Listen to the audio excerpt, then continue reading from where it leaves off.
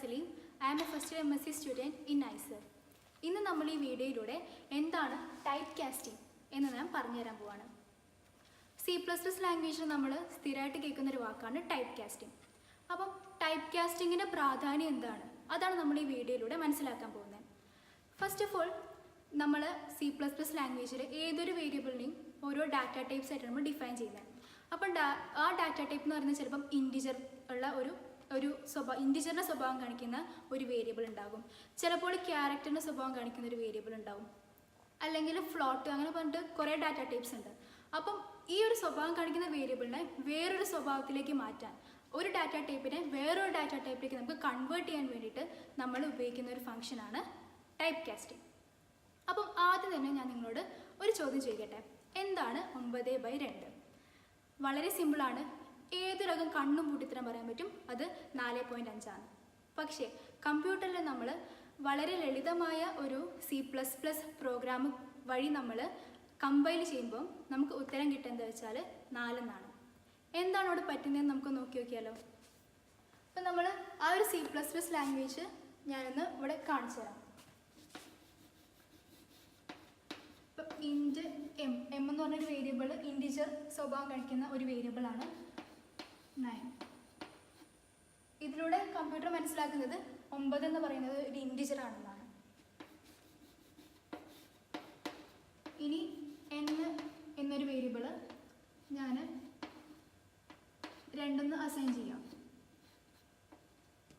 ഇതിലൂടെ n എന്ന് പറയുന്ന ഒരു വേരിയബിൾ 2 എന്ന ഇൻറ്റിജർ ആണെന്നാണ് കമ്പ്യൂട്ടർ മനസ്സിലാക്കുന്നത്. ഇനി ഞാൻ ഇത് പ്രിന്റ് ചെയ്യാൻ വേണ്ടി Cout കൊടുത്തു. ഡിവിഷനാണ് ഞാൻ ഇവിടെ ഉപയോഗിക്കുന്ന ഓപ്പറേഷൻ. പക്ഷെ നമുക്ക് നേരെ ഔട്ട്പുട്ട് എന്താ കിട്ടുകയെന്ന് വെച്ചാൽ 4 എന്നാണ്. അപ്പം ഇവിടെ എന്താ വെച്ചാൽ m എന്ന് പറയുന്ന വേരിയബിൾ ഒരു ഇൻറ്റിജറാണ്, n എന്ന് പറയുന്ന ഒരു വേരിയബിൾ ഇൻറ്റിജറാണ്. അപ്പം ഉത്തരവും നമുക്ക് എന്ത് കിട്ടണം, ഒരു ഇൻറ്റിജറായിട്ട് കിട്ടണം. അതുകൊണ്ടാണ് 4 എന്ന് കാണിച്ചത്. 4.5 ഒരു ഇൻറ്റിജർ അല്ല. ഈ 4.5 കിട്ടാൻ വേണ്ടിയിട്ട് നമ്മൾ എന്തൊക്കെ ചെയ്യണം, അതാണ് നമ്മൾ ഈ ടൈപ്പ് കാസ്റ്റിങ്ങിലൂടെ നമ്മൾ മനസ്സിലാക്കാൻ പോകുന്നത്. അപ്പോൾ ആദ്യം തന്നെ നമുക്ക് ടൈപ്പ് കാസ്റ്റിംഗ് എന്ന് പറയുന്നത് 2 തരത്തിലുണ്ട്. രണ്ടെണ്ണം പറഞ്ഞാൽ ഒന്ന് ഇംപ്ലിസിറ്റ് ടൈപ്പ് കാസ്റ്റിംഗ്, വേറൊന്ന് എക്സ്പ്ലിസിറ്റ് ടൈപ്പ് കാസ്റ്റിംഗ്.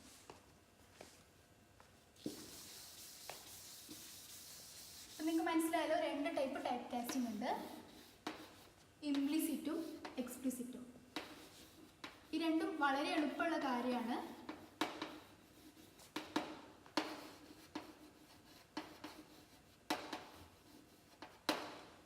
നമ്മളിപ്പോൾ ചെയ്ത ഒരു ഇതനുസരിച്ച് നമ്മൾ കമ്പ്യൂട്ടറിനോട് പറയേണ്ടി ഒന്നും വന്നില്ല കിട്ടേണ്ട ഉത്തരം ഇൻറ്റിജറിലായിരിക്കണമെന്ന്. പക്ഷേ കമ്പ്യൂട്ടർ ഓട്ടോമാറ്റിക്കലായിട്ട് നമുക്ക് ഉത്തരം എന്ത് തന്നു, ഇൻറ്റിജറായിട്ട് തന്നു. ഇതാണ് നമ്മൾ ഇംപ്ലിസിറ്റ് കൊണ്ട് ഉദ്ദേശിക്കുന്നത്. ഇംപ്ലിസിറ്റ് ടൈപ്പ് കാസ്റ്റ് എന്ന് പറഞ്ഞാൽ നമുക്ക് കിട്ടേണ്ട ഉത്തരം ഓട്ടോമാറ്റിക്കലി കമ്പ്യൂട്ടർ നമ്മൾ ലാംഗ്വേജ് കൊടുത്ത് കമ്പൈൽ ചെയ്യുമ്പോൾ കമ്പ്യൂട്ടർ ഓട്ടോമാറ്റിക്കലി നമുക്ക് തരുന്ന ഔട്ട്പുട്ട് അത് ഓട്ടോമാറ്റിക് ആയിരിക്കും. നമ്മളായിട്ട് പ്രത്യേകിച്ച് കമ്പ്യൂട്ടറിനെ ഫോഴ്സ് ചെയ്യിപ്പിച്ച് അല്ലെങ്കിൽ നമ്മളെന്തെങ്കിലും പറഞ്ഞു കൊടുക്കേണ്ട ആവശ്യമില്ല, കമ്പ്യൂട്ടർ ഒന്നും സ്പെസിഫൈ ചെയ്യേണ്ട ആവശ്യമില്ല. കമ്പ്യൂട്ടറിന് മനസ്സിലാവും, കമ്പ്യൂട്ടർ അത് കമ്പൈൽ ചെയ്യുമ്പോൾ അത് താനേ ചെയ്യുന്നതാണ്. അപ്പോൾ ഇംപ്ലിസിറ്റ് ടൈപ്പ് കാസ്റ്റിംഗ് നമ്മളൊരു എക്സാമ്പിൾ പറയുമ്പോൾ എന്താ വെച്ചാൽ, ഒരു എക്സാമ്പിൾ പറഞ്ഞുതരാം. ലൈക്ക് ഇൻറ്റ് m നമ്മൾ നേരത്തെ കൊടുത്ത മാതിരി തന്നെ ഇൻറ്റ് m = 9 എന്ന് പറഞ്ഞു. ഇനി ഫ്ലോട്ട് എന്ന് പറഞ്ഞ ഒരു ഡാറ്റ ടൈപ്പ് ഉപയോഗിച്ചിട്ടാണ് അടുത്ത ഡിഫൈൻ ചെയ്യുന്നത്.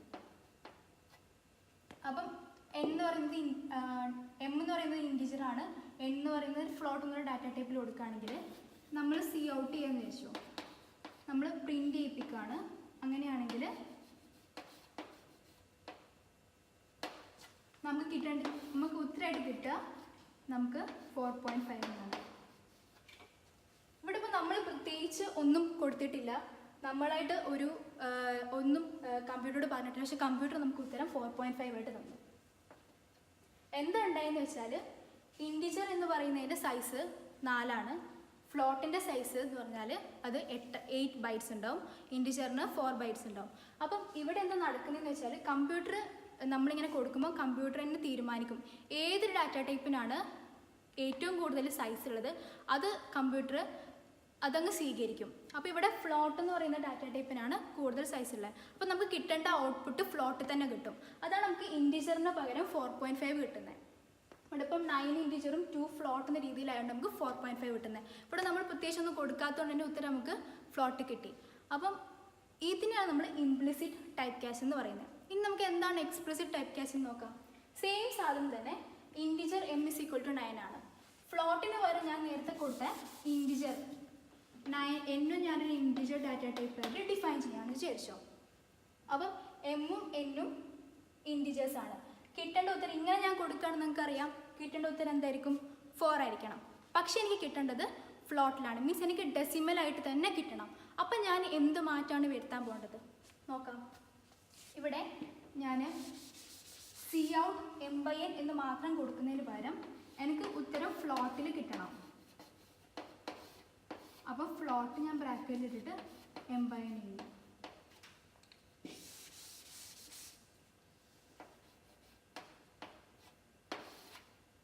ഇപ്പോൾ എനിക്ക് ഉത്തരം 4.5 കിട്ടും.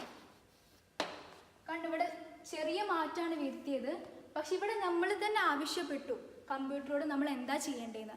ഫ്ലോട്ടാണ് എനിക്ക് ഉത്തരം കിട്ടേണ്ടത്. നമ്മൾ ആവശ്യപ്പെട്ടതിനനുസരിച്ചാണ് കമ്പ്യൂട്ടർ ചെയ്തത്, കമ്പ്യൂട്ടർ തോന്നിയിട്ടല്ല. സോ ഇവിടെ നമ്മൾ എക്സ്പ്ലിസിറ്റ് എന്ന് പറയുമ്പം നമ്മൾ ആവശ്യപ്പെടുന്ന രീതിയിൽ കമ്പ്യൂട്ടർ ചെയ്യുന്നു. അങ്ങനെയാണ് നമുക്ക് ഫ്ലോട്ട് കൊടുത്തപ്പോൾ 4.5 കിട്ടിയത്.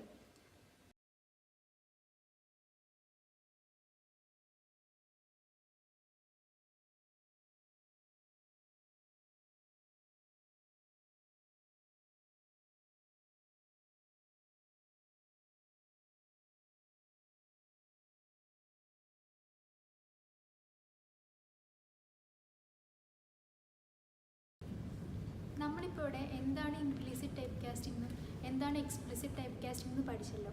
ഇനി നമുക്ക് എങ്ങനെയാണ് കമ്പൈലർ ഇംപ്ലിസിറ്റ് ടൈപ്പ് കാസ്റ്റിങ്ങിൽ പ്രിഫറൻസസ് ചൂസ് ചെയ്യുന്നതെന്ന് അറിയാം. അപ്പോൾ ഞാനിപ്പോൾ ഇവിടെ മുമ്പ് നിങ്ങൾക്ക് പ്രിഫറൻസ് ടേബിൾ കാണിച്ചു തന്നിട്ടുണ്ട്. അപ്പോൾ അതിനനുസരിച്ച് നമ്മൾ എങ്ങനെ കമ്പൈലർ എങ്ങനെ മനസ്സിലാക്കുമെന്ന് നോക്കാം. അപ്പോൾ ഇവിടെ ഇപ്പോൾ ഒരു എക്സാമ്പിൾ നോക്കാം. നമുക്ക് എക്സാമ്പിൾ നേരത്തെ എഴുതി വെച്ചതാണ്. എക്സാമ്പിൾ ഇതാണ്: char int long table plus float by integer int long integer int double. അപ്പം ഇതിലെങ്ങനെ കമ്പൈലർ പ്രിഫറൻസ് അനുസരിച്ച് ഏതാണ് ആദ്യം എക്സിക്യൂട്ട് ചെയ്യുക, ഏതാണ് അവസാനം കിട്ടുന്ന ഉത്തരം എങ്ങനെയായിരിക്കും നോക്കാം. അപ്പോൾ ഇവിടെ ഇപ്പോൾ car int long double, car എന്ന് പറയുന്ന ക്യാരക്ടറായിട്ടുള്ള ഒരു ഡാറ്റ ടൈപ്പാണ് ലോങ് ഡബിൾ. അപ്പോൾ ഇതിൽ പ്രിഫറൻസ് അനുസരിച്ച് ലോങ് ഡബിളിനാണ് കൂടുതൽ സൈസ് ഉള്ളത്. ഏറ്റവും കൂടുതൽ സൈസ് ഉള്ളത് നോക്കിയിട്ടാണ് implicit type casting compiler choose ചെയ്യുന്നത്. അപ്പോൾ ഇവിടെ ഇപ്പോൾ നമ്മൾ നോക്കുകയാണെങ്കിൽ എന്തായാലും കമ്പൈലർ ചൂസ് ചെയ്യുക ലോങ് ഡബിൾ ആണ്.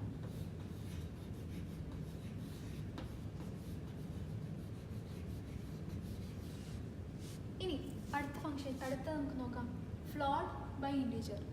ഫ്ലോട്ട് എന്ന് പറഞ്ഞാൽ 6 ഡെസിമൽ പോയിന്റ് വരെ പോകും. ഇവിടെ ഇപ്പം ഇൻറ്റിജറും. അപ്പോൾ ഇതിലേതാണ് ഇൻറ്റിജർ എന്ന് പറഞ്ഞാൽ ആകെ 4 ബൈറ്റ്സേ ഉള്ളൂ. അപ്പോൾ ഇവിടെ ഇപ്പം എന്തായാലും ഫ്ലോട്ടിനാണ് കൂടുതൽ പ്രയോറിറ്റി ഉള്ളത്. അപ്പോൾ സ്വാഭാവികമായിട്ടും ഫ്ലോട്ടിലേക്കായിരിക്കും കമ്പൈലർ ആദ്യം പോകും. പിന്നെ അടുത്തത് ലോങ് ഇൻറ്റിജറും ഡബിളും. ഇതിൽ കൂടുതൽ സൈസ് ഉള്ളത് ഡബിളിനാണ്. അപ്പോൾ കമ്പൈലർ പ്രയോറിറ്റി നോക്കിയിട്ട് ഡബിളിന് എടുക്കും. മുൻഗണന എപ്പോഴും ഡബിളിനാണ്. ഇനി നമുക്കിപ്പം ഫ്ലോട്ടും ഡബിളും ഇവിടെ നമ്മൾ മൾട്ടിപ്ലിക്കേഷൻ കൊണ്ട് ഓപ്പറേഷനാണ് ചെയ്യുന്നത്. അപ്പം നമ്മളിവിടെ ഗുണിക്കുമ്പോൾ ഇവിടെ ഇപ്പം പ്രയോറിറ്റി നോക്കുകയാണ്. ഫ്ലോട്ടാണോ ഡബിളിനാണോ കൂടുതൽ മുൻഗണന ഉള്ളത്? അങ്ങനെ നോക്കുമ്പോൾ ഡബിളിനാണ് മുൻഗണന ഉള്ളത്.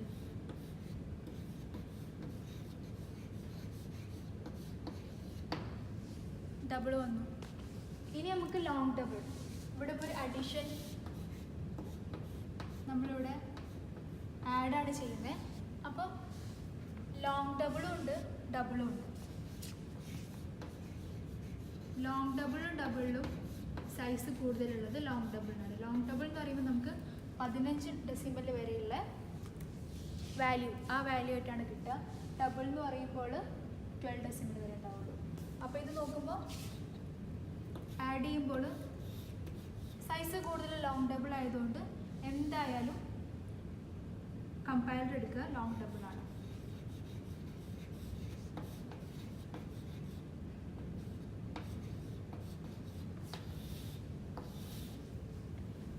ഈ ഒരു ഡാറ്റയിൽ നിങ്ങൾക്ക് മനസ്സിലായി കാണും എങ്ങനെയാണ് കമ്പൈലർ ചൂസ് ചെയ്യുന്നതെന്ന്. നമ്മൾ പ്രയോറിറ്റി ടേബിൾ വെച്ചിട്ട് ഏറ്റവും കൂടുതൽ സൈസുള്ള, ഇവിടെ ഇപ്പം നിങ്ങൾ ഓപ്പറേഷൻ നോക്കുകയാണെങ്കിൽ ഏറ്റവും കൂടുതൽ സൈസുള്ള ലോങ് ഡബിൾ തന്നെയാണ്. അപ്പോൾ ലോങ് ഡബിൾ തന്നെയാണ് കമ്പൈലർ അവസാനം നമുക്ക് എക്സിക്യൂട്ട് ചെയ്യുന്ന റിസൾട്ട് നമുക്ക് ലോങ് ഡബിൾ തന്നെയാണ് തരുന്നത്.